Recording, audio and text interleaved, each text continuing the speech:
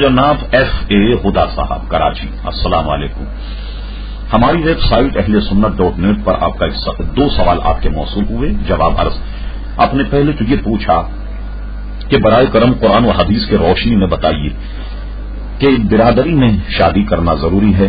ایک دوسرا سوال یہ، ایک لڑکا اور لڑکی شادی کرنا چاہتے ہیں لیکن خاندان والے راضی نہیں، اس صورت میں ان کو کیا کرنا چاہیے؟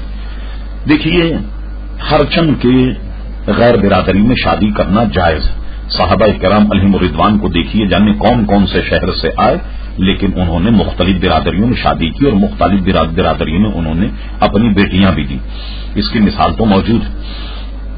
یہ ضروری نہیں کہ برادری میں شادی کی جائے، البتہ ہوتا یہ ہے کہ برادری اپنے برادری نظم و نسق کو برقرار رکھنے کے لیے اگر برادری ہی میں شادی بیاہ کا سلسلہ محدود رکھے تو غالباً یہ اس لیے وضع کیا گیا تاکہ شادی ہونے کے بعد اگر اس کی زندگی میں میاں بیوی میں کوئی نشیب و فراز آ جائے تو رشتہ داری عزیزداری کی وجہ سے کوئی کام اگر بگڑتا ہو تو وہ بن جاتا۔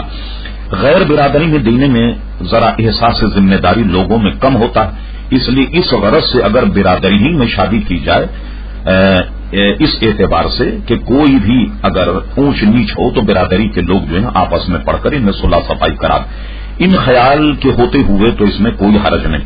لیکن یہ کہ نہ یہ فرض ہے نہ واجب، اگر کوئی نیک اچھی لڑکی اگر غیر برادری میں بھی ہو اور لڑکا اگر کسی برادری کا، لڑکی کسی اور برادری کی ہو تو لڑکا اپنی برادری کو چھوڑ کر نیک اور صالح لڑکی سے اگر نکاح کرے تو یہ نکاح منعقد ہو جائے گا۔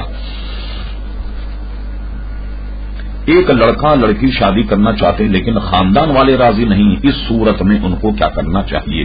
تو دیکھیے، خاندان کے نظم و نسق خصوصاً اگر والدین راضی نہ ہوں، نکاح تو ہو جائے گا لیکن زندگی میں انہیں اس قسم کی پریشانی تو ہوگی کہ اس کے ماں باپ اگر لڑکی کو قبول نہ کریں تو زندگی بھر کا ایک جھگڑا کھڑا ہوگا۔ یا تو پہلے آپ اپنے والدین کو راضی کیجیے ایسا کرنے سے پہلے تاکہ کسی قسم کا شادی کے بعد میں کوئی رنجش نہ ہو، تو یہ میرا مشورہ ہے۔